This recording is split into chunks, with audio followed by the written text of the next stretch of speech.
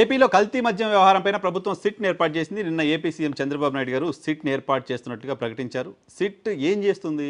SIT అంటే SIT అంతే. SIT అంటే సిట్ అంతే. సిట్ చేసేదేమి ఉండదు. డెఫినెట్‌గా ఈ మాట చెప్పగలం. ఆంధ్రప్రదేశ్‌కు సంబంధించి గత ప్రభుత్వం కావచ్చు, గతంలో చంద్రబాబు నాయుడు గారు 14 నుంచి 19 వరకు ముఖ్యమంత్రిగా ఉన్న సందర్భంలో కావచ్చు, 19 నుంచి 24 వరకు జగన్మోహన్ రెడ్డి ముఖ్యమంత్రిగా ఉన్న సందర్భంలో కావచ్చు, ఇప్పుడు కావచ్చు, ఎన్ని సిట్లు ఆంధ్రప్రదేశ్ రాష్ట్రంలో ఏర్పడయ్యాయో, ఏ సిట్ ఏం తేల్చిందో ప్రజలకి ఎవరికి గుర్తులేదు. సిట్ల ఏర్పాటు మాత్రమే గుర్తుంది. సిట్లు తేల్చింది ఏంటో ఎవరికి గుర్తులేదు. ఎందుకంటే సిట్లు ఏం తేల్చట్లేదు. సిట్లు ప్రభుత్వాలు ఏం చెప్తే అది రాస్తున్నాయి. సిట్లు ప్రభుత్వాలు కూర్చోమంటే కూర్చుంటున్నాయి, లేవమంటే లేస్తున్నాయి. ప్రభుత్వం సిట్ అంటే సిట్ మోడ్లోకి వెళ్ళిపోతున్నాయి. సో ఈ కారణంగానే ప్రభుత్వాలు సిట్ వైపు మొగ్గు చూపుతూ ఉన్నాయి. లడ్డూపై వేసిన సిట్ ఏమైంది? ఆంధ్రప్రదేశ్లో జగన్మోహన్ రెడ్డి సర్కారు చేసిన అక్రమాలపైన సిట్లు ఏర్పాటు చేస్తున్నామంటూ చాలా సిట్లు చేశారు. ఏమైనాయి? వివేకానంద రెడ్డి హత్య కేసు పైన సిట్లు వేశారు. 3-4 సిట్లు. ఏం తెలిచాయి? విశాఖ భూముల కుంభకోణం పైన సిట్లు వేశారు. సిట్ 1, సిట్ 2, సిట్ 3 లేదు చాలా వేశారు. ఏమన్నా తేల్చాయా? ఏ అంశంలో సిట్ ఏం తేల్చింది ఆంధ్రప్రదేశ్ రాష్ట్రంలో? ఏం తేల్చలా. అధికార పార్టీ ప్రభుత్వంలో ఉన్న ముఖ్యులు ఏం చెప్తే అవి చేయడానికే సిట్లు ఉన్నాయి. సో మరి ఎందుకు సిట్ వేయాల్సి వచ్చింది?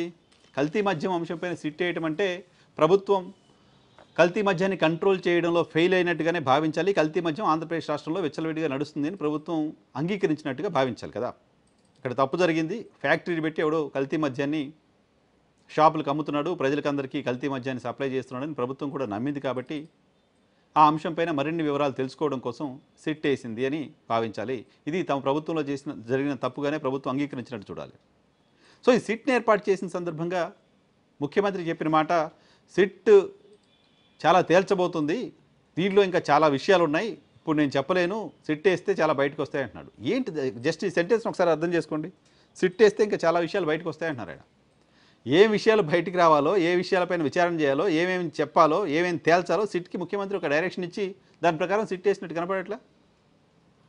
చాలా విషయాలు ఉన్నాయి, త్వరలో అన్నీ బయటకు వస్తాయి, సిట్ తెలుస్తుంది అంటున్నారు. ఆ విషయాలు ఏంటో ముఖ్యమంత్రి గారు ఇవి తేల్చండి అని సిట్కి చెప్తున్నట్టు కనపట్లా. ఎందుకు మరి హడావుడిగా సిట్ ఏర్పాటు చేశారు? ఆల్ ఆఫ్ సడన్ ముఖ్యమంత్రి ప్రెస్ కాన్ఫరెన్స్ పెట్టి సిట్ని ఏర్పాటు చేస్తున్నట్టు ప్రకటన చేయాల్సి ఎందుకు వచ్చింది? ఎటువంటి హడావుడి లేకుండా ఆ ప్రయత్నం ఎందుకు చేసింది అంటే, ఎందుకు చేసిందంటే దాని వెనక చాలా పెద్ద కథ నడిచింది. ఏంటి ఆ పెద్ద కథ? ఇటీవల వైసీపీ ఎంపీ మిథున్ రెడ్డి కేంద్ర ప్రభుత్వానికో లేఖ రాశారు. ఏపీలో కల్తీ మద్యం వ్యవహారం పైన సిబిఐ దర్యాప్తు చేయండి అంటూ కోరారు ఆయన. సిబిఐ దర్యాప్తు చేయండి అంటూ మిథున్ రెడ్డి కేంద్రానికి లేఖ రాయటం అనేది ఆంధ్రప్రదేశ్ ప్రభుత్వాన్ని కదిలించింది. కేంద్ర ప్రభుత్వం వైపు నుంచి ఆంధ్రప్రదేశ్ ప్రభుత్వంతో కరస్పాండెన్స్ జరిగింది. ఈ కల్తీ మద్యం గొడవేంటి, సిబిఐ ఎంక్వైరీ కోసం మాకు లెటర్ వచ్చింది, సిబిఐ ఎంక్వైరీ వేయబోతున్నాం, సిబిఐ ఎంక్వైరీ ద్వారా ఏం జరిగిందో తేల్చుదాం అంటూ రాష్ట్ర ప్రభుత్వాన్ని అడిగారు. రాష్ట్ర ప్రభుత్వం సిబిఐ ఎంక్వైరీకి వెళ్ళడానికి సుముఖంగా లేదు. ఈ అంశంపైన సిబిఐ విచారణ చేస్తే తెలుగుదేశం పార్టీకి సంబంధించిన కింగ్ పిన్స్, తెలుగుదేశం పార్టీకి సంబంధించిన నాయకుల ఇన్వాల్వ్మెంటు, తెలుగుదేశం పార్టీకి సంబంధించిన నాయకులు ఎక్కడెక్కడ ఈ కల్తీ మద్యం వ్యవహారంలో ఇన్వాల్వ్ అయి ఉన్నారు, అవన్నీ కూడా సిబిఐ తేలుస్తుందేమో. సిబిఐ తేల్చకుండా పక్కన పెట్టిన ఓ 4 తెలుగుదేశం పార్టీకి సంబంధించిన నాయకులకు నోటీసులు ఇచ్చినా అది కూటమి సర్కారుకి అప్రతిష్టే. పైగా ఆంధ్రప్రదేశ్లో తెలుగుదేశం పార్టీకి సంబంధించిన నాయకుల జుట్టుని భారతీయ జనతా పార్టీ నాయకుల చేతిలో పెట్టినట్లు అవుతుంది సిబిఐకి ఇవ్వడం ద్వారా. ఇప్పుడు అంతా బాగానే ఉంది, పైన మనమే ఉన్నాం, కింద మనమే ఉన్నాం. కానీ సిబిఐ గనక కల్తీ మద్యం వ్యవహారంలో ఎవరున్నారో తేలిస్తే అది మనకి ప్రమాదం. అది భారతీయ జనతా పార్టీ చేతిలో మన జుట్టు పెట్టినట్టు అవుతుంది. కాబట్టి ఏం చేయాలి? సో సిబిఐ కంటే ముందు మనం హడావుడిగా ఒక సిట్ ఏర్పాటు చేయాలి.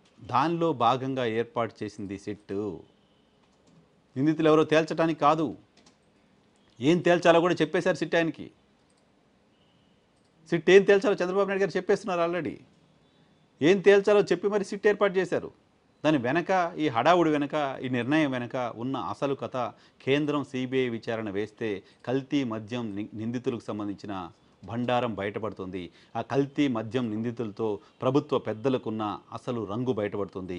ఇది కేవలం తంబళ్లపల్లెకో విజయవాడకో పరిమితమైంది కాదు. రాష్ట్రంలో అనేక చోట్ల ఈ కల్తీ మద్యం ఏరులై పారిందనే విషయం బయటకు వస్తుంది. బయటికి రావడం మాత్రమే కాదు, ఏ ప్రాంతాలకి ఇది సర్క్యులేట్ అయింది, ఏ ప్రాంతాల్లో దీన్ని డిస్ట్రిబ్యూట్ చేశారో కూడా బయటకు వస్తుంది. అవన్నీ కూడా జరిగితే రాష్ట్ర ప్రభుత్వానికి మరింత అప్రతిష్ట వస్తుంది. రాష్ట్ర ప్రభుత్వంలోని కొంతమంది నేతలకు ఇబ్బందులు కలుగుతాయి. కాబట్టి సిబిఐ విచారణ ఏం అవసరం లేదు, మేము సిట్ ఏర్పాటు చేసుకుంటున్నాం, మేము ఇక్కడ చేసుకుంటామంటూ కేంద్రానికి చెప్పి సిట్ వైపు ఆంధ్రప్రదేశ్ రాష్ట్ర సర్కారు మొగ్గు చూపినట్లుగా మనకి సమాచారం ఉంది.